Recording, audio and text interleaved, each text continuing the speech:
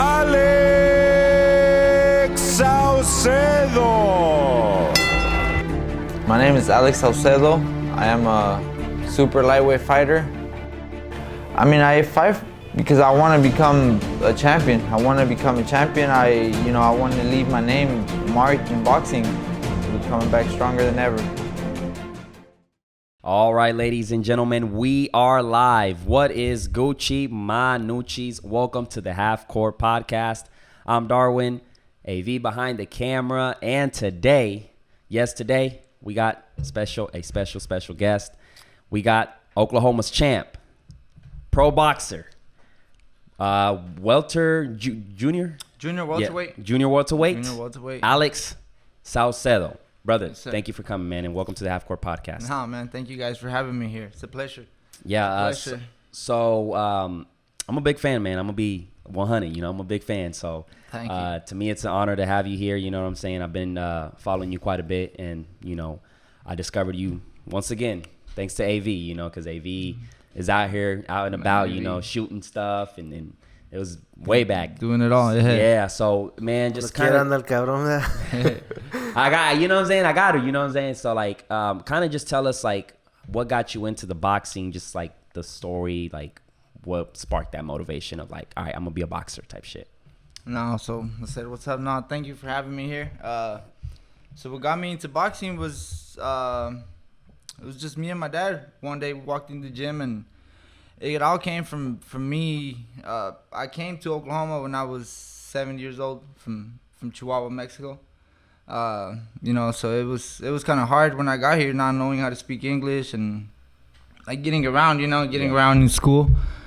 So I didn't have anything to do. So me and my dad decided to look for a boxing gym. We looked for a boxing gym, and we found it was called Alex Esparza boxing gym back in the day. Yeah. It was like, this was back in like 2002. I was 8 years old.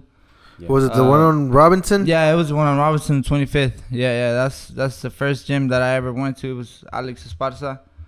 So yeah, just me and my dad walked in there, and on my first day, I was training with the trainer, and then it went good. First day went good. Second day, I ended up sparring. And how old were you at the time? I was 8. I was 8 because I did my first fight when I was 9. When I was 9 years old, so I trained a little bit, and then, when I went to the gym, and then I did my first amateur fight at 9 years old. So was this like your dad telling you like you're gonna be into, like, he got you into boxing, or was it you that was like curious, like, Nah, it was me. It was me being curious. It was just something that I always like street fighting, making my friends fight, or I always something to do with fighting. Making your friends fight? Yeah, so like I had to do something. Yeah, I was like the referee. I remember being a little kid, I was making like my friends getting into fights. He's talking about you. Hey, he's doing this. Like making fights. Oh, you just gonna let him say that? Yeah. Like, and then it got to a point where like it had to be me, the one, stepping in there. So no, it was just we went to the gym, and I just fell in love with boxing. Like the second day I went to the boxing gym, I put the gloves on. We sparred with another kid. Like that was the second day. The kid already had maybe seven or 9 fights, something like that. And we put the glove. We just went at it. We went at it for like 3-4 rounds. And then that's when the coach told my dad, he's like, hey, there's some boxing fights coming up in like 2 weeks. Would you like to sign them up? That's like my second day going into the gym. So yeah, we went home. We talked about it. I ended up signing up for those fights. Won my first fight. And we just kept going on from there on. Now it just took off. Yeah, it's been since I was 9. I'm 25 now, so it's been a long journey boxing. And how many amateur fights did you have? I did 165 amateur fights. So when you say amateur fights, that's like that they don't count them pretty much. Not as professional. It was it was. They were headgear and that's when you wear the headgear. Just amateur fighting. I did like 100. Did maybe 150 fights in the United States. Fought 15 times in Mexico. Fought a couple tournaments in Mexico, my dad would send me out. He had friends out there, and he would send me out just to get experience, you know? So now, I mean, that's why I thank him a lot for all those things that he did, because... He was like your manager basically at that age. When I was a kid, yeah, he kind of took over, he took over with... I mean, he was my dad. I mean, he did what he had to do, And I mean, he was tough on me. He was tough on me for sure, because I remember not having like a lot of weekends with my friends and sacrifices. And yeah, I mean, it's a sacrifice that come with boxing. But he was a guy that, the next we would wake up to go run. He would take me to go run. It was like we'll go on the weekends to go sparring. You're doing this at a young age, right? You're waking up, doing these workouts. Yeah. So how did you not get burned out? Because as a kid, that's what I was. We talked about this in past like podcasts and stuff about like raising your kids and making sure when you get them into sport, you don't burn them out. Yeah. So how were you able to kind of not get burned out, because you got to put in hard work? And I mean, probably you were pissed probably at the moment, and like you're probably like, man, fuck this, I want to go out and eat some burgers, but your dad was probably like, nah, nigga, if you want to box, you're gonna box, you know? Yeah, no, there's been many times where we've been like, it's been hard. It's been hard times where we want to stop, but just the love we have for boxing. I mean, it's just the love for the sport. I mean, I just love the sport, and I want to be better, and I have a lot of goals to accomplish, and I've always felt like, I can't stop until, it's time to accomplish those goals. And it's been like that ever since I was a kid. I've never felt like I would burn up, or it's just like the fire is just there. I definitely get it, because I feel like once you're passionate and you're hungry about it, and I think at that point it really doesn't matter the age, because like I've seen, like there's this kid, man, his name is Bunchy. He plays football. He doesn't play football, but he does. But he's trying to go for the big league, so he has a big name, and like he's like probably 12 years old. Sorry. And this kid is a beast, man. So like he was in the Super Bowl commercial and everything, and I've been watching his series because he has a TV series on Snapchat. And so you're basically from 8 years old to like you went through high school, middle school, everything, being a boxer, right? Like everybody knew you were a boxer. My life has always been boxing. Yeah. Boxing. Boxing is just so boxing. Is it something that you like you like fighting, period? I mean, I do like beating up people. It feels good when you win, when you fight, when you see the things that you're working on in the gym work out. Because there's times where you get beat up in the gym, and you come back, and I mean, you work on the things that you saw that you got hit with, and you come back and you get them back, and it's a good feeling. It's a good feeling that it's just it's like a puzzle, kind of like a game of chess almost. Like you're like. Fuck, well, I gotta do this now, because that didn't. Yeah, it's always getting better. It's like, you always get better in boxing, and you always get better. You learn something new every day. Every day in the gym, you learn something new, and that's why I felt my record is 30 professional fights, 1 loss, and I felt like that loss came because that love for the sport kind of went to the side, and again, it just we'll get to that, but no, it's been a long journey. We're back. So I thought out of those 165 amateur fights, in which fight did you know that like you were? Because I boxed and I knew that shit was not for me. I had like 3 fights and I was just like, nah, man, this shit is not. I wouldn't get excited to fucking go beat somebody up or go get beat up. I think that's like I like the training and all that shit, but I was like, man, I don't know if I want to just get beat up and shit. Fuck that. Yeah, no. Like, at what point did you realize, like, nah, this is what I'm gonna do? Like, from the beginning? From the beginning, I've always, I've wanted to be different because I've had a lot of friends that play soccer that did this, that did that, and we all had one goal. Like since we were in elementary, like. We all be like, no, well, I'm going to be a soccer player. Well, I'm going to be a boxer. I was a boxer ever since I was in 3rd grade. So, we would talk about those things. Like, they would say, I'm going to be a professional soccer player. Well, I say, I'm going to be a boxer. And I've always just, kept my word. It's just, Stick to that. And I'm still stuck to that. You know, I'm still going forward for big fights, for bigger things. But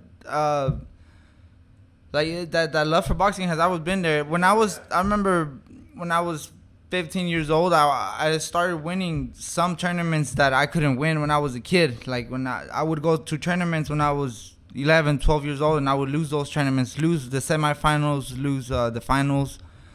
And then when I got to 15 years old, I started winning all those tournaments. Like, so it was a matter of time, basically. Yeah, it was just like, so I said, you know, I started winning these tournaments, and like guys that were pros have won those tournaments before. You know, it's just, you know, it's like a puzzle, like it's like just a blueprint. You kind of see, it's like a study blueprint, the game, like, and then you're like, okay, well, shit, this is what I got to do to. So you know, I started winning those tournaments, and I saw my body started getting stronger. I started sparring professional guys here in the city. I was still an amateur, 15 years old, 14 years old, aspiring professional guys, like grown up guys, 30 years old, and I was knocking them out like in the gym, like, you know. And my dad was the one always like putting me in with everyone, like, nah, go, like.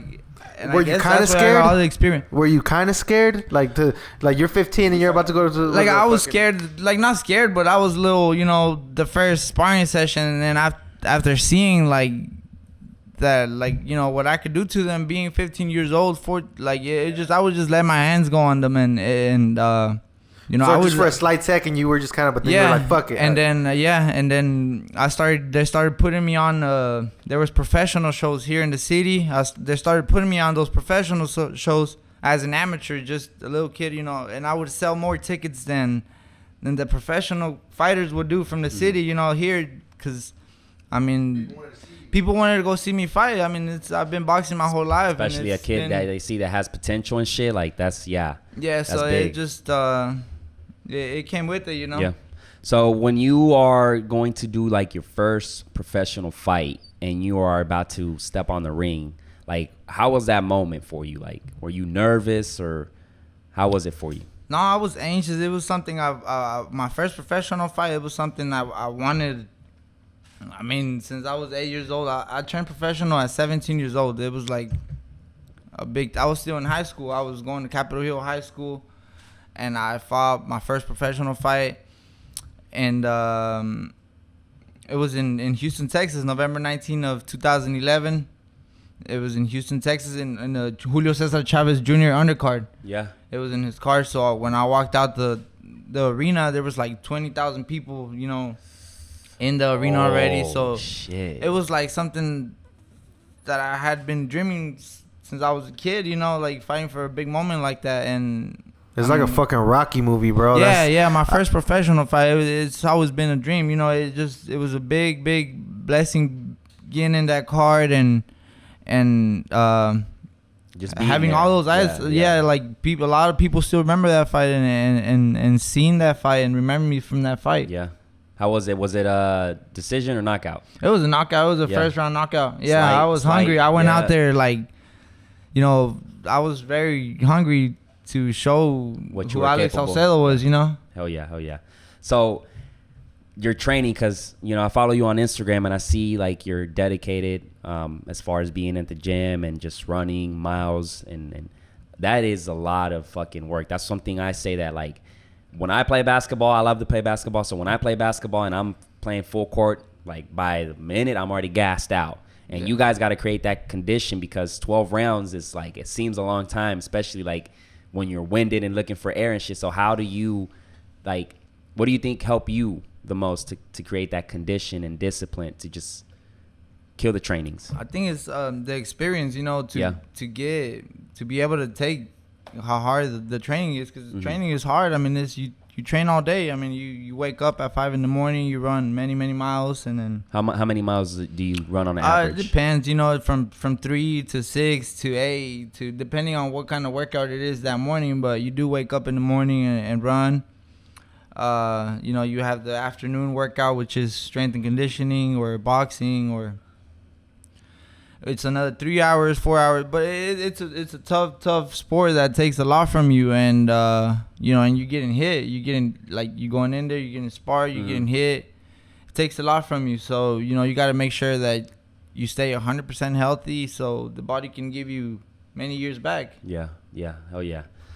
That shit is crazy because the first time I did that, those videos with you, I didn't really because when we're young, you go to the gym at 6 o'clock, and then you train a little bit, and then you go home. You know, with that, you're doing it all day. Like it's like when at a professional level, that shit is something else because it's a full-time job for sure. I mean, it's when it comes to that you have a fight and you have training camp.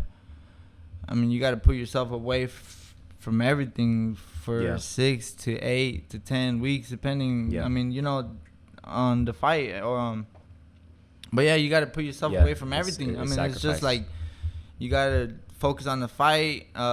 Just tunnel vision. At that point. Tunnel vision. You wake up, do boxing. You go to sleep. It's just boxing throughout those 6 weeks, and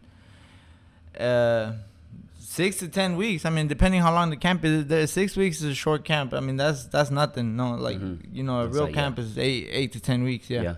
So, how do you are able to balance? You know, because I know you have your family and stuff, but sometimes you have to go out and go for training and shit. So how are you able to balance that as far as just making sure you're in the right state of mind before a fight? My family supports me a lot. I mean, I have the best support from my fiance, from my kids, from my mom, from my dad, from my family. I mean, they support me in what I do so much, and that helps me. That helps me in being away. Being away is just I try to stay positive and stay positive with my kids. There's FaceTime nowadays, so it's like we FaceTime a lot. We're always talking to them.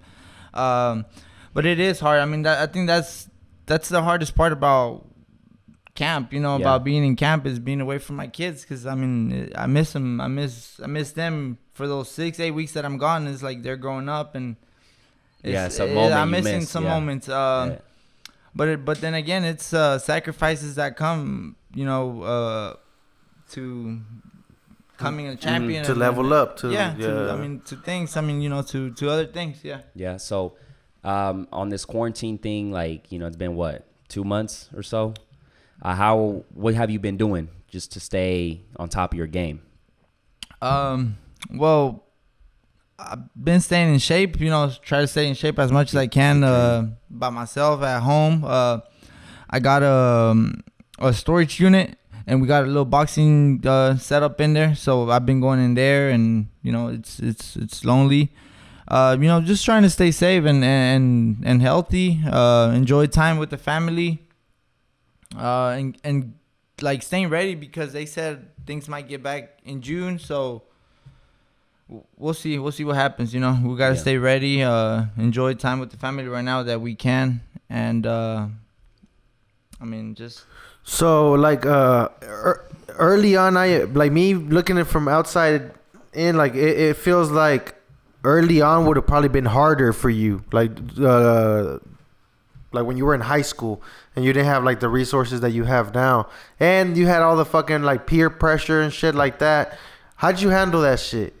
All through, because I know you were out here in fucking Oklahoma City, Southwest. Yeah. So how were you able to past that? Because that's the hard part. I feel like a lot of young athletes, that's where they get stuck. They go hard, and then when they start all that fun shit starts, that's when it vale madre todo. See, but you basically passed that shit. Yeah, I've seen a lot of fighters, once it comes to the bright lights, they freeze. I mean, they freeze. It's not the same. But I've always had that mentality. I've always, it's always been in my mind. I've always wanted, it's just something that's been in me. I mean, I've always imagined that, imagine being a champion. I've always imagined. So it's all just that. So that helped with your decision making, basically. If I do this, then I'm not gonna be able to fucking be a world champion. So I'm not gonna do it. Yeah.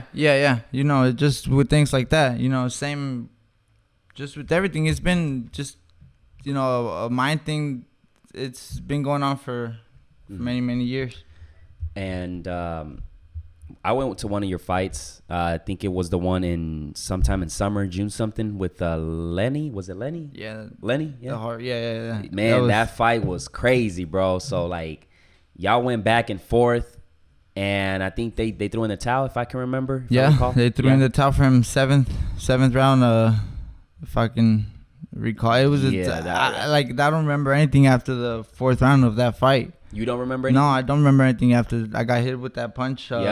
It was just... What was going through your head? Like, because, I can't remember anything. Like, I can't remember anything. Like, I wish I could tell you. Yeah, I just remember going back into the locker room and, like, you know, just being happy back there with the family, you know, enjoying time. But like, it was I was pretty beat up. I one. was, like, I was cut. Like, I had... How many stitches did I have? Like, well, I remember seeing that picture. It's like... You were like covered I had like in blood. I think I had like 7 to 9 stitches after that fight, and you know I just can't remember anything after the fourth round. I got caught, and I just survived somehow, and it was a back and forth shit. was able to stop him. You know there was. Yeah, y'all definitely gave us a show, but that was like okay. So on that fight, bro, when I hear people talk about your fights in like barbershop and shit, they say that you got hit way too much.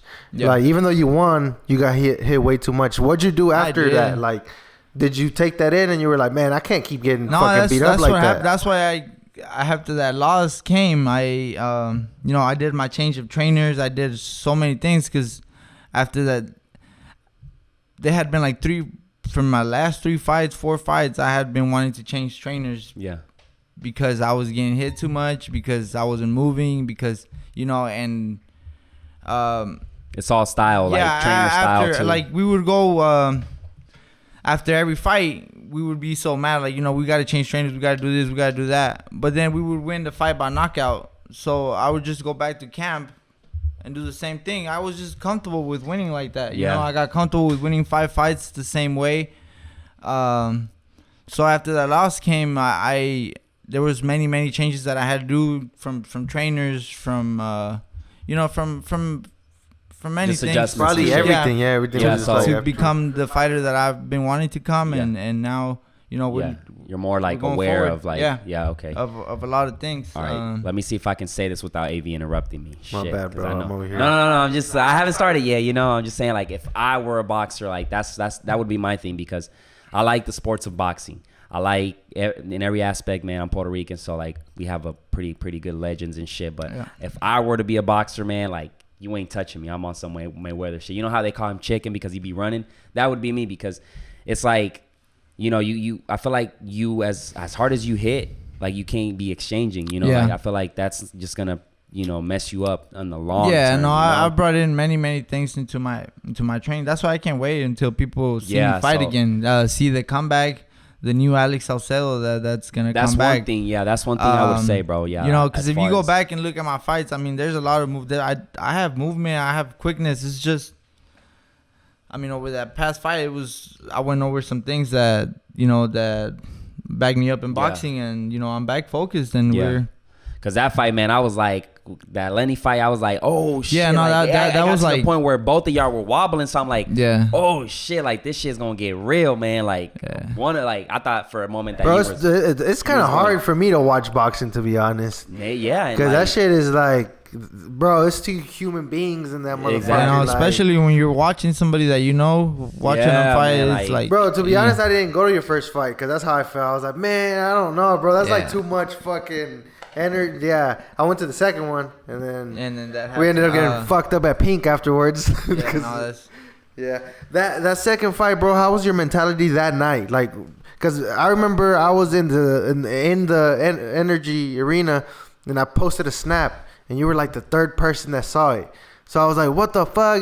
Like, you were on your social media before the fucking fight. Yeah, no, I'm always on my phone. You know, I have my phone with me. But, you know, that fight,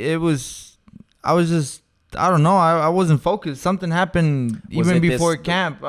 What fight is this? The loss. This is the loss. The world championship fight. With so he was a champ at that time. Yeah, he was a champion. So we were going for it. Okay. Yeah, we were going for the championship. Yeah, no, it was many things that happened. You know, after the Lenny Zapaviña fight, that's one thing that I was cut. That pretty much kind of complicated things. Yeah, like I fought a couple months after that fight. You know, after having 9 stitches. And after that fight, I took. Oh, okay. So let me get this right. So the fight was in June, right? The one with Lenny, and then I fought November. Months. Yeah, I fought November for the World Championship fight. Yeah. Oh, it was just a couple months away. Yeah, it just like I had the cuts. Okay, so after the Lenny Z fight, I took 2 months off the boxing gym, which like never in my boxing career I've taken time off the gym. So in those two months I was off, I literally gained 50 pounds because I weighed myself before I went to camp, and I was 187, and I fought at 140. And that's 7. Yeah, my dad was he was pissed the whole time, but it was just my fault, you know. After that Lenny Z fight, I felt like I needed a break, so I took about 2 months off from the boxing gym. Gained a lot of weight, lost a lot of boxing abilities in those 2 months off because I was off the boxing gym. And then I was in Hawaii, I think, with the family enjoying some vacation. That's when I got the call for that fight. For the fight, they're like, "Hey, you got the fight. It's gonna happen in your hometown." And I'm like, they gave me the day, and you know, I'm like, I got back. I got back. As soon as I got back to Oklahoma, I got back to camp. But that was like 7. It gave me like 7 weeks to lose 50 pounds. So it was a training camp. 7 weeks to lose 50 pounds. 50 pounds. So that's a lot. So think about it. How many pounds? Let's do the math. How many pounds a week is that? That's fucking crazy. That's the thing with the last 2 weeks. Like the last week, literally, I was eating like a piece of carrot a day, bro. Like to make weight. And you were still training hard, like fucking. And I was still training. I mean, I was training to lose weight, like the whole time. The whole 7 weeks was training to lose weight. It was just like, you know, it was a learning experience. It was a big learning experience, and it woke me up from a lot of things. Now we're focused. I mean, get back on top because I know what I can do and the potential that I have. I just wasn't able to show that fight because of the things that, you know, that came.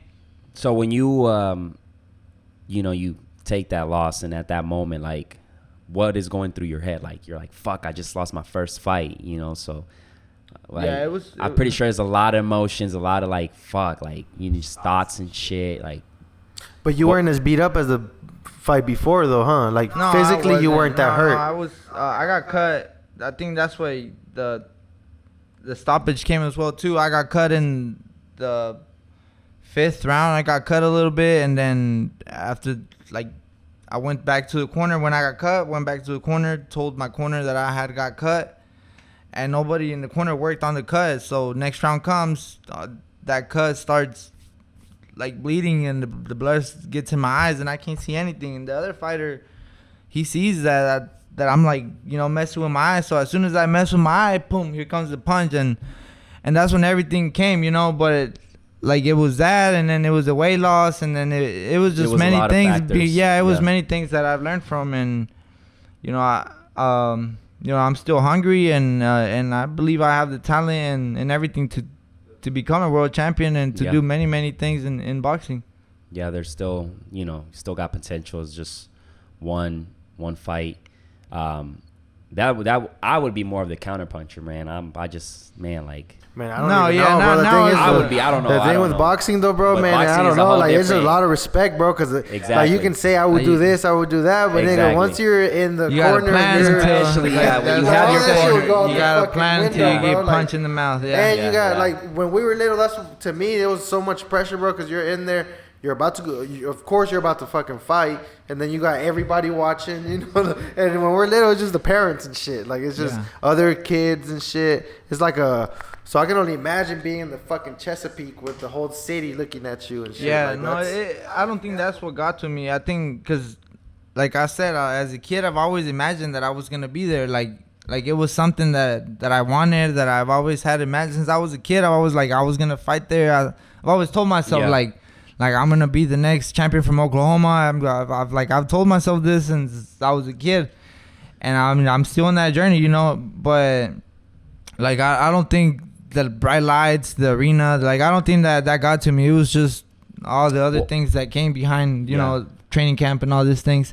Yeah, because at the moment, like, I saw that like the highlights and stuff, and then the interview after that fight, and you kind of sounded like you didn't know like what was gonna be next. Yeah, and I felt like it was just either the adrenaline of the the fight that you just like kind of processed that, hey, I just took a loss, but it was like that the way you answered it was more of a like, I don't know, man, I don't know what I'm gonna do. We're just gonna go from here, So like, like once that's over and the next day comes, what was your mentality after that? No, it was just of how I'm going to come back better. Yeah. How I'm going to come back better. I started thinking of, like, what I'm going to do with my corner, who's going to be my trainer. Back to the drawing board, basically. But, like, back to getting myself right, like, of who I want in my team and who I...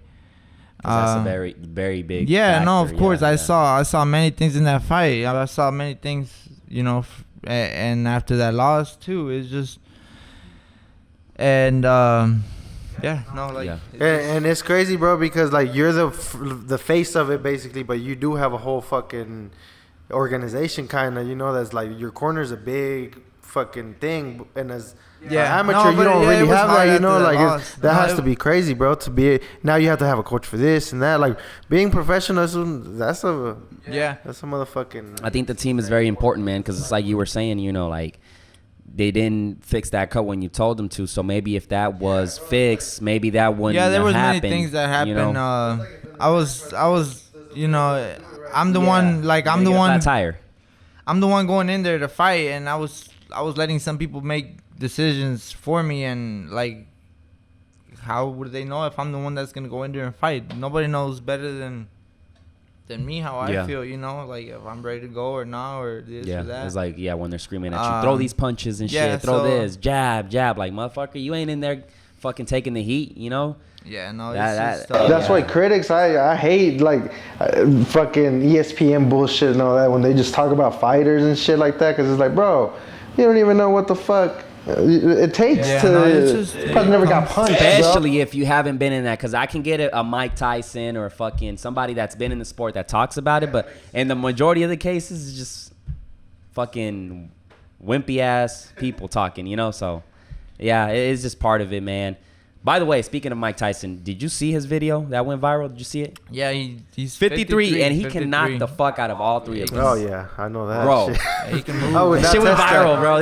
This guy is just sparring, bro. Man, this guy is sparring. He's a beast. I think he can still knock. Bro, this nigga bit that dude's ear because he was he just bit into that shit. That shit was legendary. That's some savage shit. Yeah. Thanks to that, Holyfield can't wear the fucking mask to protect himself from the coronavirus. Nigga doesn't got an ear. You know what I'm saying? Like, shit crazy. Jokes on you, haha. I'm playing. But yeah, I think that motivates me a lot. Seeing LeBron is also like the quarantine, bro. He just got buffed. This motherfucker's about to be 40, And then Mike Tyson did that shit where he's just like, I feel like he can knock anybody out, I want to be at that age where like, I feel good, I look good, and I can fucking do anything pretty much. I gotta stop drinking. No, that's LeBron looks motivated to come back. Man, he's motivated right now. That shit was crazy. So I'm excited to see him come back. In this journey of the boxing right now, your record is 29, 19, and 1, right? 30-1. 30-1 okay. With 20 knockouts. Yeah, damn. 30-1 with 20 knockouts. Yeah, that sounds. That's a good ass fucking record, man. Yeah, it's. Except that loss. Yeah. It's part of it, man. We learn from those, No, yeah. It's just, you've met people, you met professional boxers. What have you like learned? Because I know you met Triple G. Yeah, I've trained. We've trained with together. him. Yeah, for 2 years. Yeah, we trained together with Triple G. What did you learn from him? Say hi to Triple G. He's shout out to watch Triple G. This. Yeah. Yeah. No, he's a great freaking person, man. He was a great champion when he was a great champion. He motivated us young ones that were up there in Big Bear training with him. Pushed us every day. He stopped from training and would come over here and show us some punches and things. Techniques and shit. He's he's a very nice champion. So were you rooting for him against Canelo? Because I was training. Yeah. I was up in training camp with them. I mean, we were together for 2 years, and I was in training camp for the first fight, not the second fight, and then I was in training camp when Canelo tested positive for that clenbuterol. Yeah. So I was in camp for that fight too. So I don't know. Maybe it was like carne asada, no? That's what he was saying. Hey, no, Canelo has developed. But he's gotten a lot better. He yeah. has developed like he gets better. Yeah. Every time you see him, you know, Yeah, and exactly. he keeps going back. You see he's going back in the gym and learning, and And with the coaches that he has. his face is like so marketable. Like you see that from Yeah. his face, and it's just like Yeah, He looks Irish and shit. Like, that's boxing. You have to be you have to have ability and markability. So that's when they tell you when you ask a manager or like a box, you know, like what do you have to be a good ass professional boxer or something. You have to have ability and markability. Yeah. Like, you know, that's what the two. you gotta sell. boxing. You gotta fucking sell them tickets. You gotta have the ability Exactly. I think that's where Mayweather and Muhammad Ali shined, because they talked so much shit that it got to the point where like people were paying them to see them lose. Yeah. Just to see them lose, you know? So it's like that is it's important. Is that shit real? When like fighters argue and shit like that, or is that like I don't even know if you can answer this, but No, are the beefs for real, or they Like just who- like when they like talk what shit? fighter would you- like Oscar de la Hoya and Mayorga. I remember watching like the 24. Nah, them two hated each other. They Like, did? Yeah, no, they hated each other. I mean, after what Mayorga said to him, you know, it was just like he told something about his wife or something. It was just, you know. Mayorga, yeah, he he got Okay, got see, him. well, yeah, that's what I'm saying. Like when I see the shows, that's some real shit. No, yeah. No, Wow, everybody fuck. used to want to. Mayorga was Yeah, one of he the was guys. just a Everybody shit talker, wanted bro. to, Yeah, like, I remember. Yeah, he would always be like, yeah, everybody wanted to Like, fuck up Smoking Mayorga. cigarettes on cat in the Yeah, training no, camp that's and just shit. that was Mayorga. Mayorga was he Didn't give a fuck. he's a crazy fighter. I mean, Yeah. like it just. I mean, you see everything, and he's one of those guys, you know.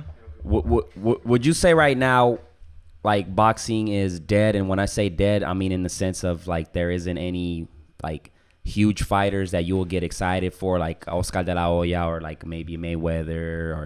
I would say Canelo. I don't know. No, the boxing right now is on fire. I mean, there's many talents. I mean, There's talent. I know there's talent for many sure. talent You know, that I know coming there's out. talent. No, But like, when I say about like selling like big arenas, Las Vegas, Madison Square Garden, that kind of thing, like, because I think the only one we've been seeing lately has been the Fury and the heavyweight. yeah, Tyson and Wilder. Yeah, Wilder. Yeah, there Wilder, you go. Tyson, yeah. So that's the only one we've been seeing, and we saw a rematch in less than like 6 months.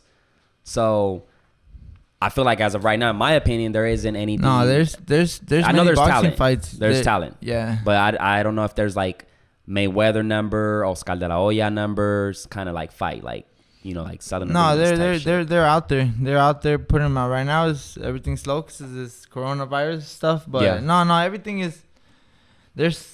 I mean, boxing is just gonna keep going. You know, many fighters are gonna come and go, but I think right now boxing's at a very, very good. It's at a good time. You know, making It's a fights, lucrative sport, you know, Yeah, that's for sure, you know. Right now it's at a very good time, and I mean everyone wants to get to the top, and you know They're everyone's hungry hungry for it. So you guys are gonna have some good fights coming up. Hell yeah. Do you think right now you are prepared and ready? You got the right team. You got the right mindset and everything to just go with a different style to just conquer and just take it to the next level? Yeah, no, of You're in course, that position of course, right now? yeah. No, the changes I did is what I needed. Yeah. I've seen a lot of changes on myself and in sparring and in training. And now let's just wait till all this is over and put everything to work in the gym and in the boxing ring. When do you expect to see your next, like, you're back in the ring?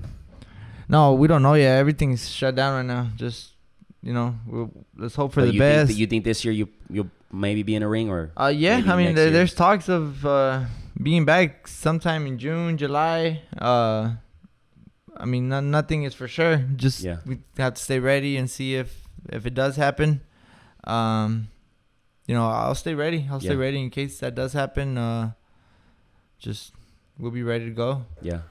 Right now, with Top Rank, like, how is that like for you? Like, how do you? Because you would think like when you have a regular job, you basically show up and then that's how you get paid. Like with you, how do you? Yeah, like just explain to people kind of how that relationship works. Well, I get paid per fight. You know, I get paid per fight.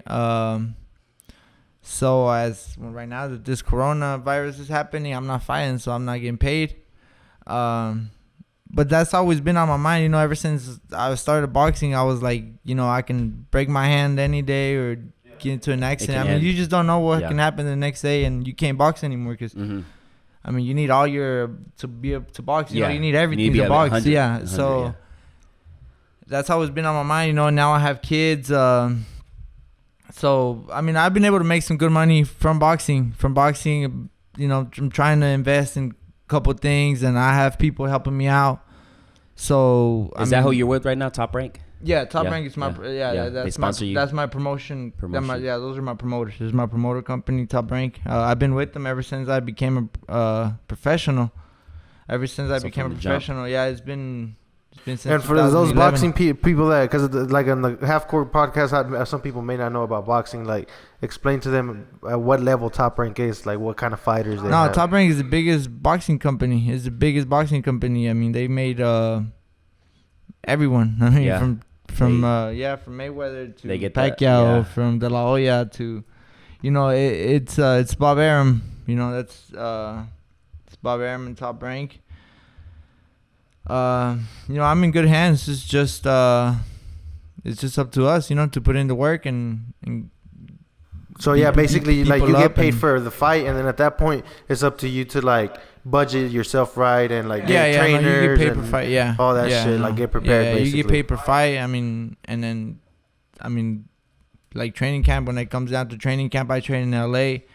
I mean, training camps are expensive. Like, it comes out to like for a big fight, it can come up to like 12,000. I mean, depending on what you get, because you gotta get like sparring partners, you gotta get flights, you gotta bring people out. You know, it's gotta get for them to stay for you. Pretty much, in LA, it's not. Not cheap. The way it works, I'm pretty sure it's like you get all right, your contenders this much. This fight's gonna generate this. You're gonna get paid this, but then your budget, you kind of calculate the budget like for the trainers, fly people out, and all that. Yeah, you know, you try. In a way, it's kind of like a video production where you get the budget and you kind of like have to make sure you're doing everything right, kind of thing. How was that day when you fucking got the call from them? Like, that you were like, I'm pretty sure you were like, damn, this is life-changing shit right here. Yeah, from Top Rank. Yeah, I was literally getting ready to sign with the local promoter from Oklahoma City. Like, it was just, I don't know, I was like anxious to become a professional or something. You know, I was just, we were getting ready to sign with the local promoter from the city. And like, we were gonna sign the next day, and we walked out of the meeting. We got the call from Top Rank. Somehow, like, we got the call from Top Rank. They're like, hey, we're interested in you and this and that. And then, we asked them the numbers in the contract, and it was like 10 times more than what the local promoter was gonna give me. And we're like, that's it. Yeah, we called it. Say no more. Yeah, we made it. No, me. What it do, baby? It was a blessing. It was a blessing to, you know, it was what what every boxer wants. Yeah, that's a dream to get right signed there. To a big company like that, it's what every fighter wants, and being 17, being in high school at that time, it was a blessing. Like, I mean, we like, we would say the dopamine was going through the roof. Like, and not only that, is like, am I really getting paid to do what I love? Like, what? Yeah. Because this whole time you had been spending money to fucking fight. Exactly, to get where my dad, I mean, my dad spent so much money. I mean, since I was 8 to just traveling and, you know, boxing, hotels and boxing every weekend. Máscaras and So you owe a lot to him. Bendas. Everything, huh? Everything. That's tight, man. That's tight, man. I think that's the important part of being a father. No, yeah, I do. I owe a lot to him. Like, he did a lot. he was there all like making sure I was good. Yeah, making sure you were. The homie Vale was like, he was talking to his dad, and he was like, le debo la vida, pa. And then his dad was like, sí, güey, y como $70,000 también. Yeah, that's probably how my dad is. Your dad and my dad are like the same kind of like when I'd go to the gym, my dad would want to go just to kick it with his dad and sit there and talk shit about people and shit. Or two people, más bien, not about people, two people, just fucking. They be clowning on everyone at the gym, like two big ass niggas in the back of the gym, just clowns on everyone at the gym. That's pretty cool. So what boxers did you look up to as far as like, damn, this is one of my heroes, or like I want to meet this person, I want to train with them, or like no, it was Floyd Mayweather. I think it was Floyd Mayweather. Yeah. It was just I've always just admired his work, his work. Yeah, because he can talk his shit, but yeah, no, I always admire his work because like. And his skills, of course. I mean, of his skills, his defense. Man, yeah, no, his skills. He's but no, that's one of the fighters that when I got to an age where I knew boxing good, that I've tried to learn from and seen. But like growing up, I would always see Oscar de la Hoya, Trinidad. It's the fighters that I grew up watching. Like Trinidad, de la Hoya. Oh yeah, yes. I don't know if you remember. Vargas, el Feroz Vargas. He Marquez, I mean, those are the guys that I grew up watching. But Mayweather was, I think that he was the guy that I've always admired so much because of his work ethic and the passion he has for boxing. I mean, it's crazy, that was man. His life. Like that was just basically. Yeah, it's boxing. I mean, you got to do boxing until like it's. Yeah, it's bro. Like you can even tell that, cause even with his dad, sometimes he's like, man, if you're gonna fuck up my camp, like get out of the gym. Like I'm not gonna. Yeah, no, he knew what was best. Cutthroat, like just for him to go up in a fight and win. Like he would do anything just for him to win. Like whatever it took for him to win. Like from family to it was smart, and that's why like I admire like his. Yeah, I saw the greatest. times. Yeah, he's the greatest. I mean, I admire his shit because he would just counterpunch. His defense was on point, and then not only that, but when it was time for a fight, this guy was on one. This guy was on one training wise. He had the right team, and I mean he's undefeated. He's gonna be undefeated. So I fucks with that. Yeah. Out of all your training camps, which one was your favorite and least favorite? I don't have a favorite or least favorite. They've all been hard. I mean, all camps are away from family and hard work. Like it's freaking. I mean, you tear your body up. I mean, to be able to come in the fight and perform at a high 100%. Yeah. Yeah. And I think every camp has been hard. I mean, that camp where I had to lose the 50 pounds, of course, it was tough doing that. But the training wise and all that, every camp I have to go through the same. I have to go through the sparring sessions. I have to go through the running. It's just. And like, would you say that every training camp is you kind of have to push yourself more? Because you would think that, let's say when you're in the gym, you lifted this much at this time. Now you're stronger, so you got to give yourself more challenge. Like, is that the case with boxing? No, I mean, you try to work on things that you just try to get better every day.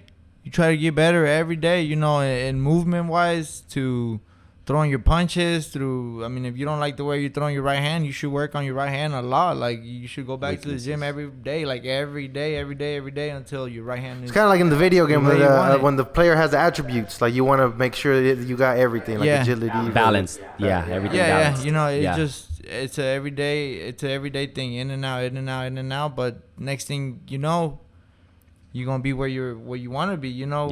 Being the fighters that you never thought you would be being, fighting the fighters, being around. Like, it's just, it comes with it, with the hard work. Yeah. Is there any other sport you like besides boxing? Like right now, no, I don't do too much. I'm just too focused in boxing right now, man. Yeah. I don't really have too much time Do you watch any other for sport? other things? I like growing up. I used to play soccer. I think I was good at soccer. I don't know. I played soccer until I was like 13 too. It was like boxing and soccer. Yeah. But it got to an age where me and my dad were just getting tired of, like, there was times where I would go to there was fights in Lawton, Oklahoma. Mm. Like my dad would call the people and be like, hey, he's weighing in at whatever, how much this is when I was like 12 or 13. He would call the people in Lawton and say how much I weigh, and then he'll wait for them to call back, see if somebody was there for me to fight. And then I would go and play a soccer game in the morning, like where we would play with my team, like play a soccer game. And then after the soccer game, we would drive to like Lawton and fight, like do the fight. Shit.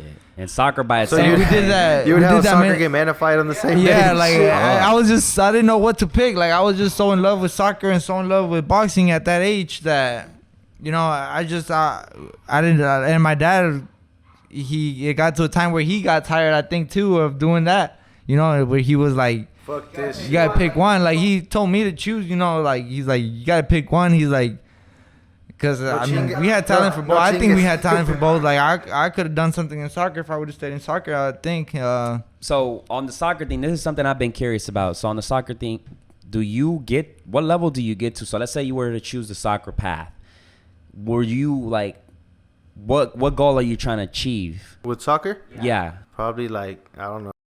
No, I don't know. 'Cause if it's here in the United that's why I States. did boxing. Because I mean, I thought about that. You're and like, it was where am like I? I was like, all my friends play soccer. MLS? I mean, MLS. Nobody, I haven't seen nobody. Hey. Well, this- Josh from here, you know Josh? Yeah, I know Josh. Yeah, Yeah, no, he plays he's for playing Energy, you know, professional. like- Yeah, no. Who's Energy? That's Energy's the MLS the local from team. here. No, the local professional team from Oklahoma. Oh, So okay, he's okay. like Yeah, getting he got paid. signed to He's them. getting paid to play soccer, which is fucking cool already. You know, like, yeah. Yeah. But I think it's not at the level at, you know, The like boxing, at, I mean, boxing. Madrid, Real Madrid, Oh, no, Barcelona nah, bullshit, kind I of don't- thing, you know. No, like, but you got to start Yeah, somewhere. yeah, I mean, bro. Yeah, you do, you gotta, do. You know, sometimes you don't come So- from the help. You don't have the help that other guys have to get there. You know, and you got to start. Yeah, you gotta start from the fucking. I Because mean, if I wanted to get make into it out of soccer, the dirt, like how they say. and I'm like, I want to go and I want to be playing for the Spain league, like Barcelona or Madrid. Like, what the fuck would I do? Do I have to go over there? Probably. No, I think they have Like tryouts. overseas? No, they have tryouts where you just try out. I mean, Yeah. you try to get you a manager or somebody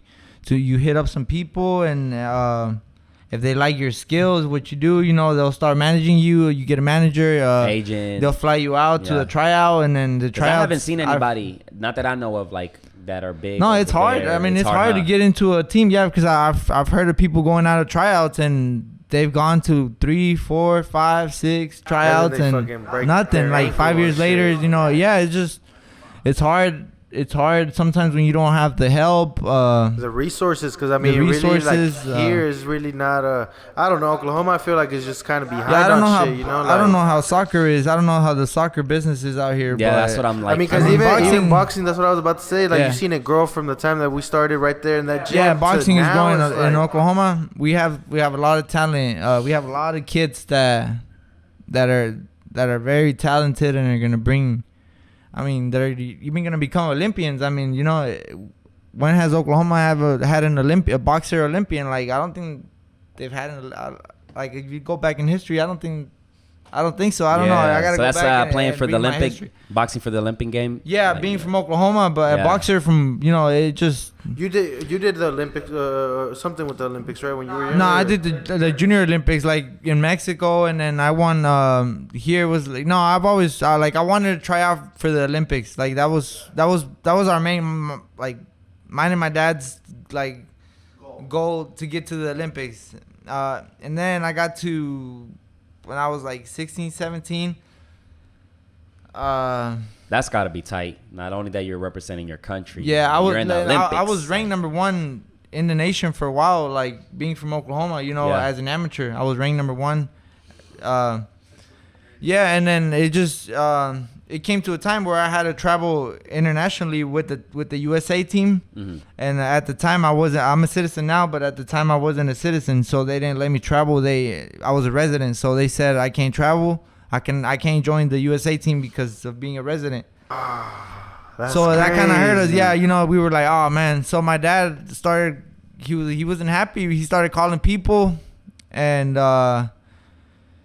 he got some people because we're like he's Mexican, I was Mexican at the time, so we went. I mean, he got some people from Mexico. We flew out to Mexico, and I started trying out for Mexico, to the Olympics from Mexico. And I made the team. This was in 2011 to go to the Olympics in 2012. Wait, now that you say that, so you still could have represented the United States? No, it was this. You're born in Mexico, right? Yeah. They didn't let me. So. Well, that's what he's saying. He only had his residence card, so he made it, but they told him that he couldn't because he's just a resident. What if he was a citizen? Oh, they would have let me know. I would have been able to travel. Yeah, I would have been able to. But you would represent, in that case, you would have represented. Yeah, I would have US. represented the United States. You're a citizen. Also, you can do that. Yeah. I thought you had to be born to represent. No, if you're a citizen. That considered. Yeah. Okay. You're a citizen. Like if. That's still crazy though, bro. Because this nigga had lived here. It's one of those. Where it's like you have. I've been here since I was 7. It was when they told me that I couldn't, it was hard to hear it, but my dad looked for other options, and then Mexico, I mean, he found some people out to Mexico. They were like, bring them out here. There's a tournament going on. I went out there and I won that tournament in Guadalajara. Came out first place, gold. And then I made the team. I went back to Mexico City. I was in Mexico City for 4 months. When I was in high school, I had to get out from high school to try to do that, to try to go to Mexico. So I talked to my principal. I asked him if he can give me some schoolwork, because I was like, I got a call from Mexico and this is my dream. How long were you out there? I was out there for 4 months. 4 months. For 4 months in Mexico City. I was on my own out there too. Like my parents were here, and it was hard. So you was doing whatever it took. Yeah, make it happen. Yeah, my dad's. We was out there I was out there for 4 months by myself in Mexico City. I mean, that's like. Who the fuck were you kicking it with? The team. I mean, the Mexico City team. I got there, and they have a, where we stay and everything. They have a place for us. Where it's just. I mean, it was just crazy, What part of Mexico was it? Mexico City. Mexico City? Okay. Yeah, damn, City. That's one hell of an experience, like. 4 months out there. Just how old were you? You were like in high school? I was in high school, and I was a senior already, so. You went to Capitol Hill? I went to Capitol Hill some of my senior year. Then I moved to Santa Fe. Then I moved to Santa Fe, by the towards the just end. so you could get your credits and shit. Yeah. So did you walk? You didn't walk stage and shit? No, I didn't. No. He was out there beating niggas up. Yeah, no. That's the My dream sacrifice was to become a professional fighter, so I followed that. I went towards. You did whatever to follow it took. that. Yeah, I went towards to follow that. And then when I made to go to the Olympics in 2012 for Mexico, the team gave us 2 weeks off to come home. With the family after being over there for 4 months. So I came home. And in those 2 weeks I was home, that's when I got the call from Top Rank of if I wanted to become a professional, So I just became a professional and went for the money instead of staying over there and trying out for Olympics. Okay, interesting. How has your lifestyle changed since you signed with Top Rank? No, it was everything. I mean, it was. They've treated me well. I mean, it's Because right now, people in the hood think you live in fucking Galardia or things like that. Are you living a nice lavish life? Nah, I still live in the South Side, man. I still live in the South Side. I stay at my mother-in-law's house actually. It's just, I'm building my empire as they say it, but it's not I'm. You're in the process of it. You're not there yet. I'm just in the process. I'm starting. It's just everything starts off of me though. It's not. I don't have anyone helping me. I don't have there's people helping me my managers and stuff like that. But as in, it's a process. It's that a point, process to get to where I want to. But I mean, I'm happy. I live. I live good. I live happy.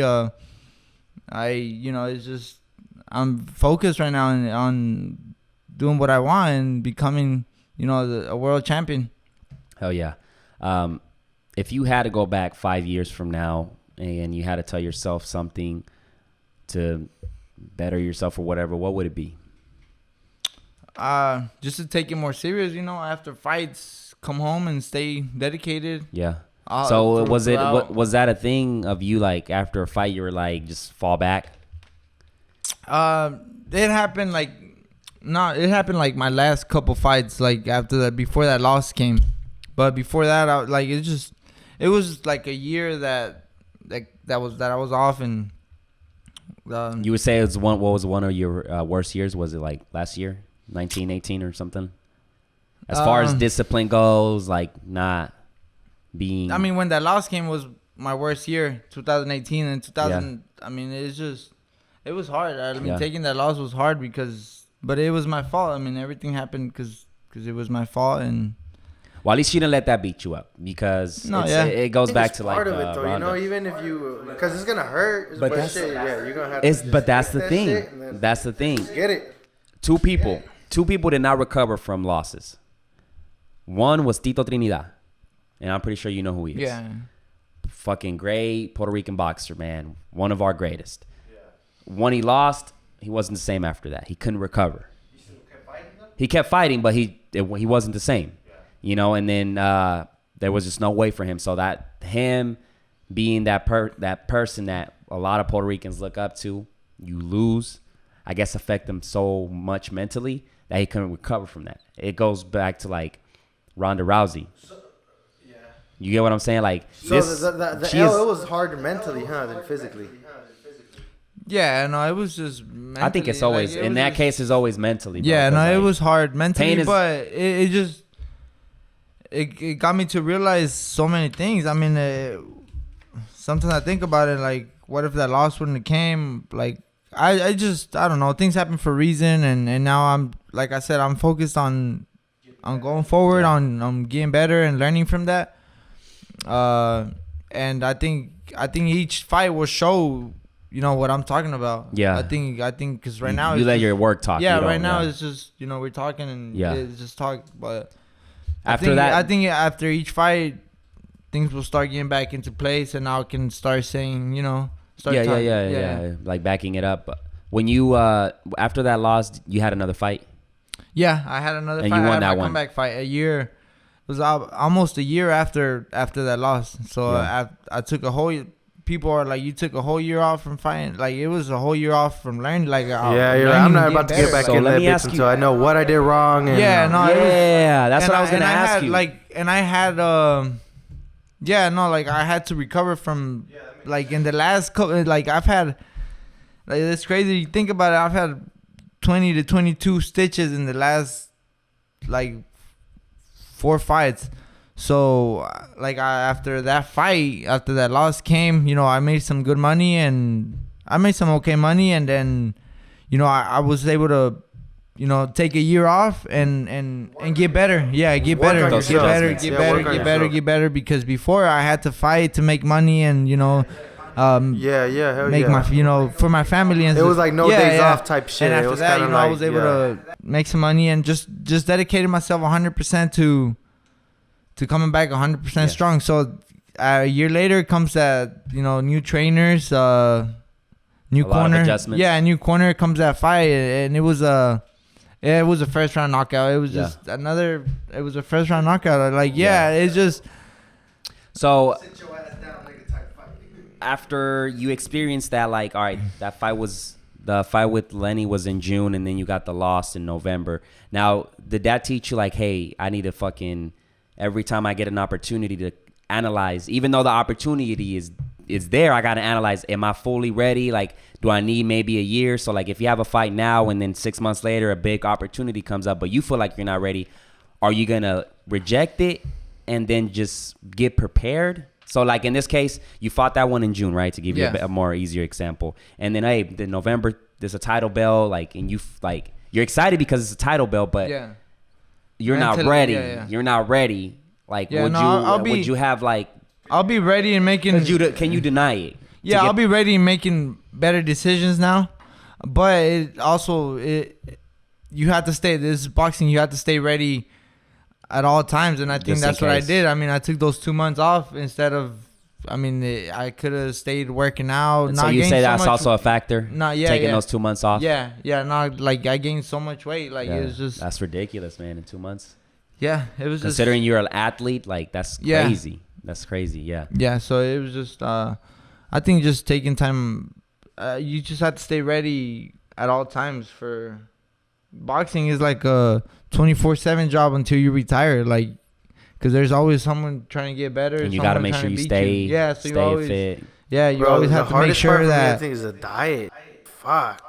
No, yeah, for everyone. I mean, but imagine like you have a contender and you got to go I understand. up. Or you got to go down. I understand. Like, that's why I like didn't become a boxer because I do not have the fucking discipline for that shit. Because I heard like, I think it affects you in any way. If you have to go up or go down, like it's totally that's understanding your butt, your body and job, shit. Nigga, because you can't.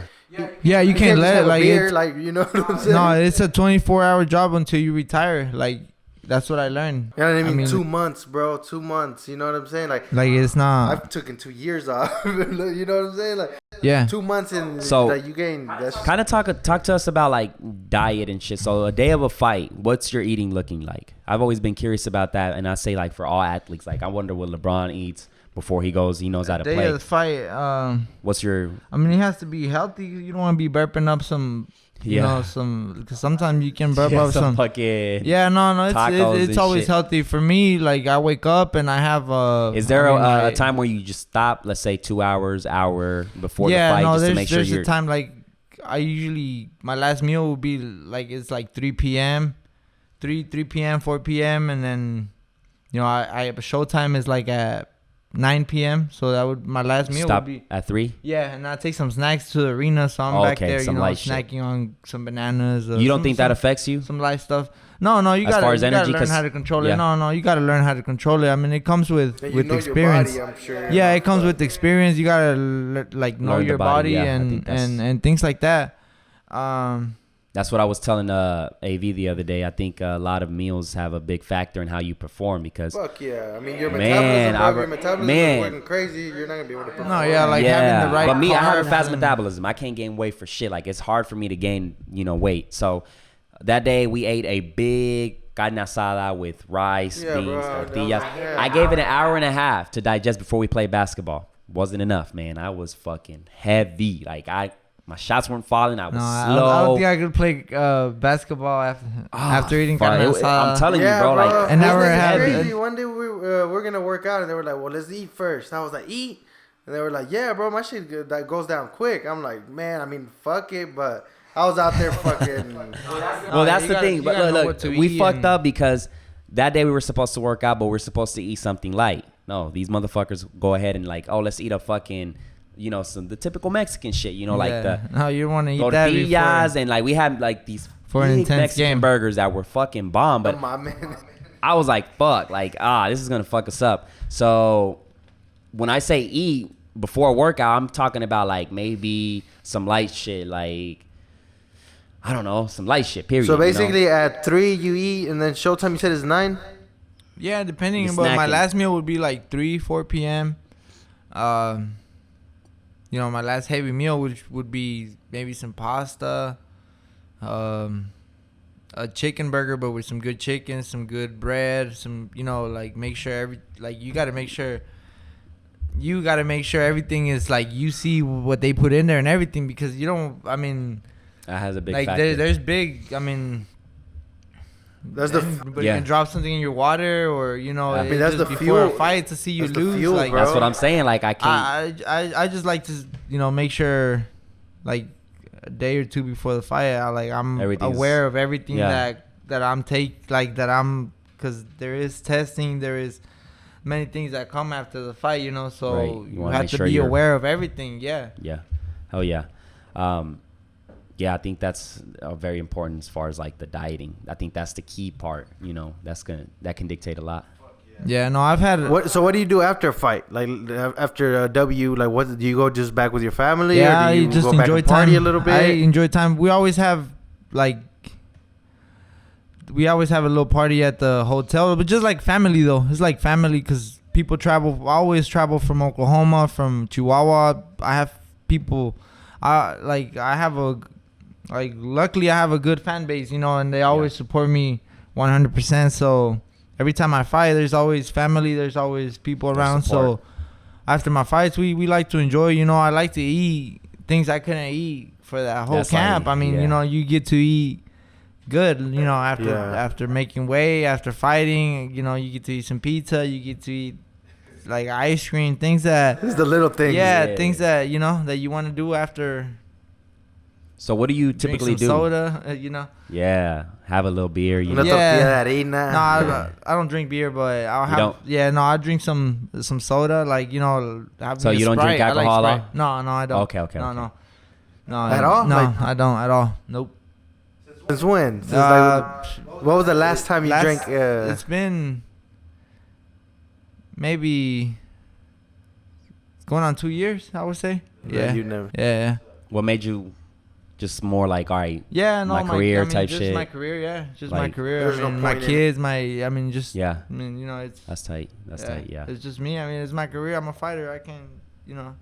So like going out to eat, where do you go as a boxer? Like, let's say one day you want to go with your I can eat kids. anything. I mean, it's just staying in the gym and staying healthy. You know, you train 5 days out of you know, you trade 5 days hard, and then I mean, you enjoy yourself on the weekend. Good, you know. There's, it's not like, you know, when you train hard, you can enjoy yourself good. You know, it's just when it comes to training camp, then that's when you have to be 100% focused on what you eat. Yeah, no eating out. Like, you know, you gotta, if you're having problems with weight or anything, I mean, if you can afford it, bring in somebody that can help you on things like that. You know, depending on how camp is, just it goes. But yeah, like for the most part, like most boxers that fight, like here, for example, at like the casino and stuff like that, like they don't have a budget to be able to fucking bring a nutritionist and shit like that, huh? Like No, they just gotta figure out themselves, basically. Yeah. No, you gotta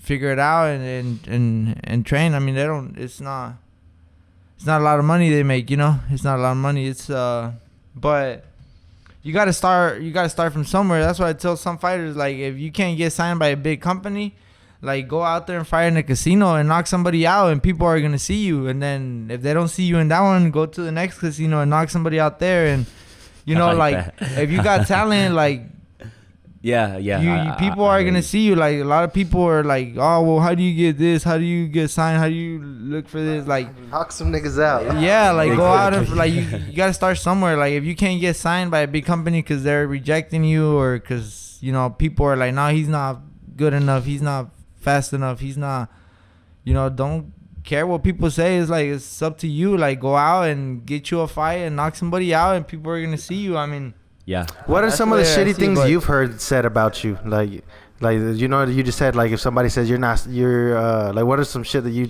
see sometimes and you're like, that I get hit a lot, like he just said, like, or who said that, or something? Yeah, I think I asked it. Yeah, at the shop. Yeah, like, I hear that a lot, but I mean, the last couple fights I have, but if you go back and look at it's just what the kind of training I fell into for the past 2 years. You know, it was just being strong, going forward, and knocking people out. You know, but like, speaking of that, yeah, there's. Would you say now it's like, because you mentioned it, like, now you're gonna be in a different approach? It's that plus imagine all the movement and coming forward. Are you working on the defense? Yeah, no, now it's like, a lot of that. This new my coach Pedro, shout out to Pedro and Eddie Autry, they're my new coaches. They brought in a lot of head movement. We went back to the basics, you know, jabs, long jabs. That's what I'm a big fan of. Like, I'm a big fan of defense and counterpunching. I think that's the space. That reminds me of like the Rocky movie. Whenever he's so stiff, and then they'd send him to the black gym, and then he's over there jump roping and like fucking listen to he's with the Morenos and shit, like getting more Rocky mobile. did everything, man. He chased chickens. He did it all. I mean, but it's techniques that, you know, people are like, they laugh about it and they're like, it's crazy. But it works. No, when you get up and fight somebody, like, a lot of those techniques are gonna help you. Yeah. And some people have some weird shit, huh? Like Marquez, I think it was like he drank his own pee. Oh no, that's some other shit. That's weird. What, he drinks his pee? Yeah, he drank. There's one in the freezer. Let me get that one. He drank his pee and I saw it in a. It was a training camp, but he was gonna fight Pacquiao. You know, I think he. You know, there was one study that was the dumbest study ever that said, "Oh, if you drink your own pee, it has a lot of benefits." Marquez, I'm telling you, that's what I think. That's the time he That's the time he did it, when he read that article probably. That's dumb shit. So imagine when you have to do an oil change. Did he fucking win that fight? I don't know. I'm gonna have to do my research. That's the dumbest thing. That's like really when you pee is shit your body doesn't need. So why would you put that back in your body though? Doesn't it make sense to you? Common sense? I guess so. Yeah. It's like somebody. What if you just have a healthy ass diet and shit? No, it still be. It might come out clear, but it's shit. Yeah, me either. I don't know too much about that. All right, stuff, AV. So eat your shit because it's good for you, motherfucker. I don't know, bro. Eat your own fucking poop. That's what your body's not like is rejecting. So like that didn't really make sense. First when I saw it, I heard it in some fucking news, probably CNN. But I was like, that doesn't make sense because it's just shit that your body doesn't need. Yeah. Yeah. Anyway, Me either. shit. What you think, bro? We think we can get a little sparring session one day? Yeah. No, I'll want the give you smoke. a couple rounds. No, Last time I did it. I'm waiting on the gyms to open up right now. When are they gonna because of this open? thing. I think some gyms are open already, but I'm pretty sure you're anxious as fuck to be in that bitch, huh? no, I have my own thing, my own gym and Yeah. stuff. You know, where I work out, where I do my boxing. Yeah. But that's one of the things that I want to do in the future. Just open up. What do you do to handle Boxing gym. like when you have like stress? Like what do you do? Is there something you do that helps you out with that? Those days like No, I mean I'm always boxing. Yeah, my routine is stress pretty fucking the relief same. type shit. Yeah, like what did I go like a week? It was like almost the same every like. Yeah, it was a every day. routine. Like, my you just routine know is the you- same. I mean, I train. Yeah. I wake up. I go run. You know, I hang around. With my kids all day. Fiance gets back from work. I go to work. I go boxing. Go train.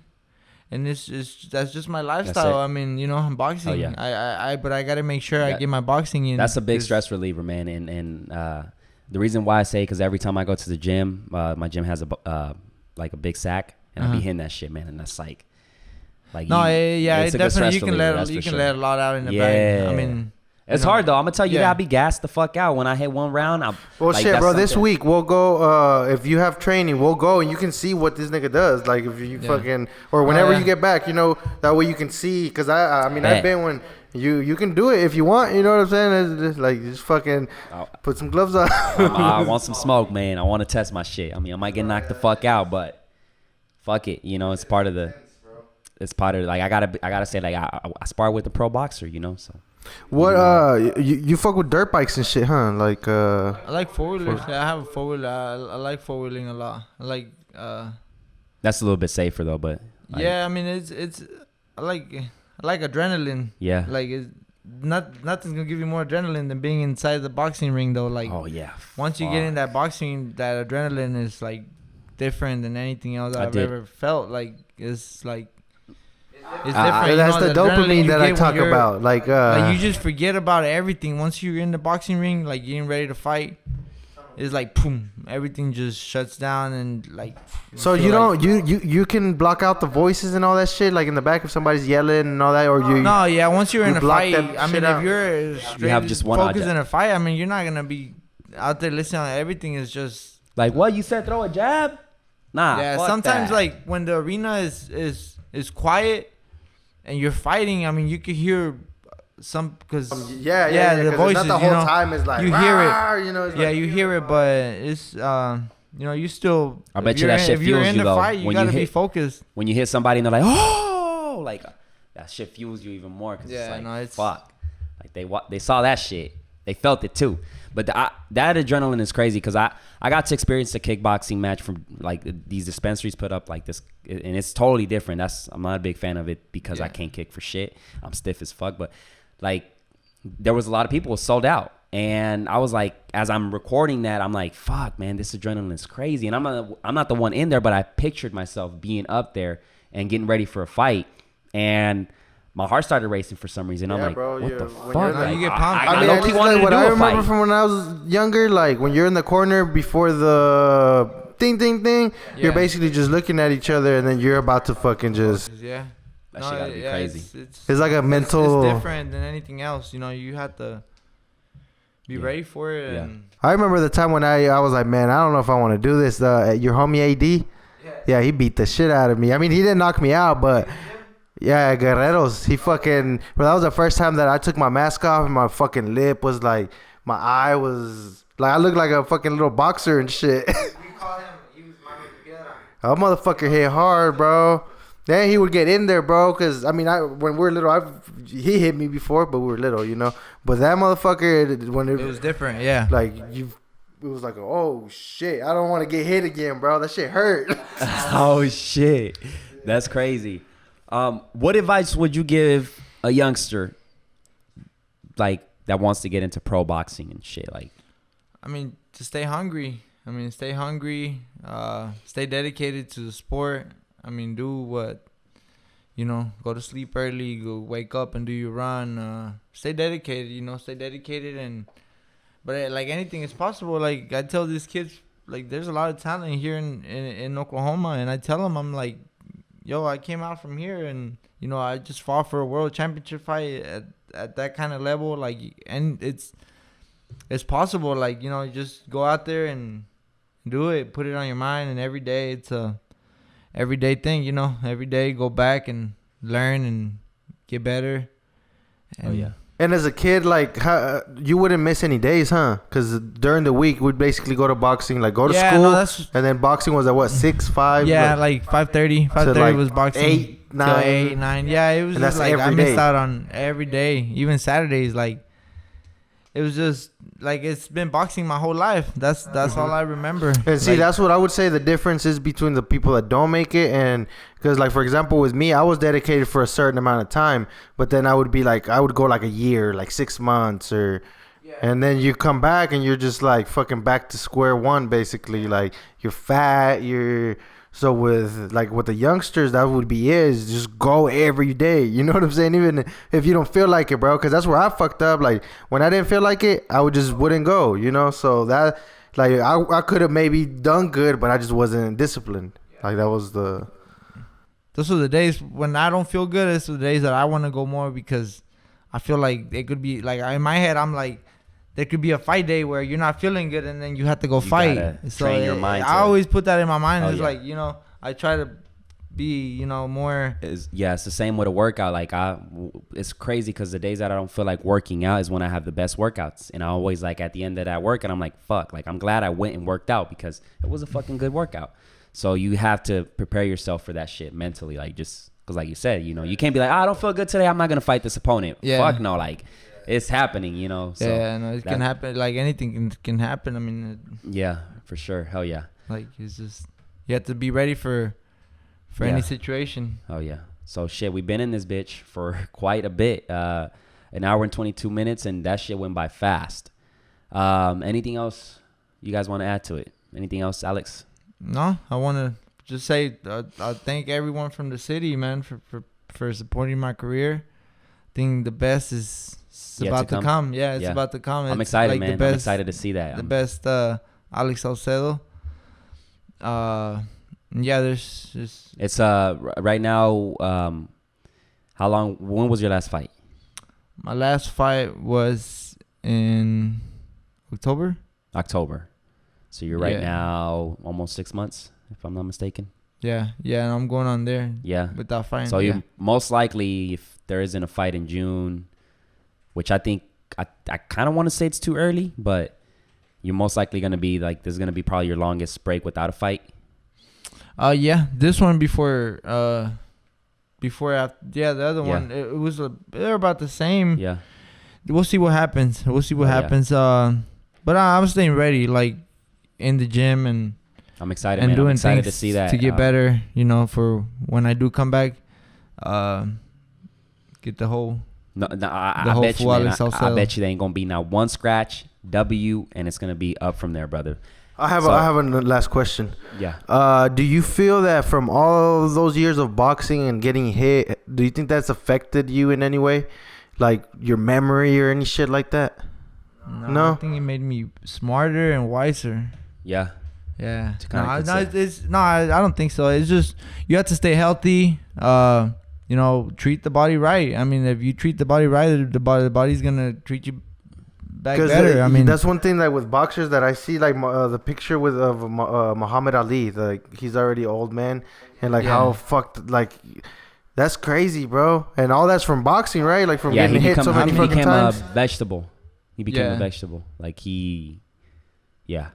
No, they say. I mean, but I mean, I've met a lot of people. So too you that have haven't been sick experienced any without- change. No, Like, not you're at just all. like, No, all right, I'm the same. Yeah, no, from- I'm ready to go. Yeah, no, I'm healthy. I try to stay healthy as much as I can. You know, like I said, if you feed the body good, the body's and gonna then give you back better. I mean, it's it's a you know, process. It's more of precautions and taking precautions and you know, taking living care of the body in a general. good lifestyle. Yeah. Living a good, Good healthy sleep, lifestyle. eat, yeah. Yeah.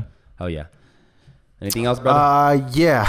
Keep going, brother. The day you met Pacquiao and Kobe, bro. I want you to talk about that because that's badass. Like, Yeah, no, that was amazing. Imagine, I mean, that was. Oh, you got to meet them, huh? Yeah, I Good went to. looking. It was when I was 17 too. Before I got signed to Top Rank, that was. They sent me out to LA to the wild card, to go test me out to make sure, see if it was what people were saying, to go see if I would get signed, you know. Mm-hmm. So they sent me out there for Freddie Roach to see me, which was Pacquiao's trainer at the time. And this was when Pacquiao was in his prime, like. This was when Pacquiao was training for Marquez, Before he got knocked out. the third or fourth fight, I believe. Yeah, before he got knocked out. Yeah, it was before he got knocked out. I think that's what fucked him up. No, and he, I was just in there in the gym watching Pacquiao train when Kobe walked in. He went to go see him train as well. He was there to go, watch him train. And it happened to be the day I was there, the day I got there to go train. I was there for a whole week. But that happened the first day I was there. So it was it was crazy. Damn, nigga, wow. mix. Like, wow, like it was amazing, man, being from here, and then like being able to, like, they flew me out there to go for that, and it was a good feeling, and it motivated me more to get that win that I got my first fight. I mean, I got so hungry after that. I was like, man, like, it just blew my mind. Hell yeah. That's tight. What are some of the coolest motherfuckers, I guess, like, other than them, celebrities you've met that are like, that it's like, damn, this is crazy shit? Well, having Peter Berg and Mark Wahlberg as my managers that's crazy. I mean, I just started following Peter Berg, and he's fucking funny, like on his little stories and stuff. Oh yeah, on his follow him on Instagram. He's Quite the character. It was a blessing when they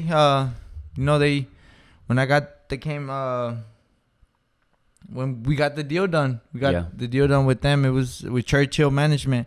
This is my management company. They take care of everything. I mean, this is my management company. It's who I call whenever something's up or I need something, or call Sam. Sam's the guy. Sam Katkowski. He's the guy that runs Churchill.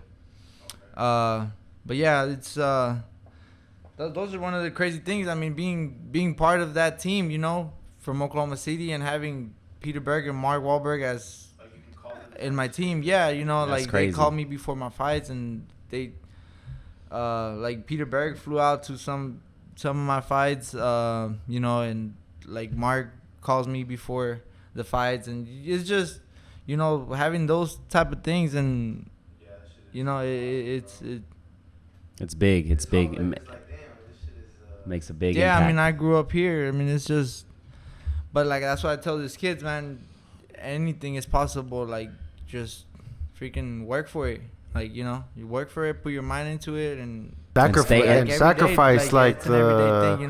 Don't lose the focus. Don't lose the grind. Basically, I got from this whole thing is like, you put it in your head that you were gonna do it, and then that's how you were able to just say no to the fucking drugs and the partying and because very easily you could have. I mean, you were fucking famous, but basically throughout high school and middle school and shit. Like, you had access. If you wanted to, you could have gone whatever route. But there's always been. You had it in, and you were like, goal. Yeah, if I say, if I stay up late today, like, I'm not gonna be better tomorrow. Like, I'm not gonna. I might get knocked out. Yeah. Like, I got some. I think another thing is also staying humble. You seem like a pretty humble guy, so that's another thing that you like. I feel like you stay humble to it. Like no matter what type of fame or where I get, what level I get to, you got to stay humble, huh? Yeah, no, I came from here, and I think that's the main thing, staying humble. Yeah. Staying humble, because I mean, the people are there for you, and can't switch up on them. No, and I want to give back to the people here in the city. It's just, it's a matter of time and a matter of me getting up there first and being able to help others. Hell yeah. That's it, man. I think that's it. Yeah. Man, I appreciate you coming through, brother. We're really excited for what's coming next. Yeah, man, we're going to go ahead and wrap this up. More content from Alex is coming soon.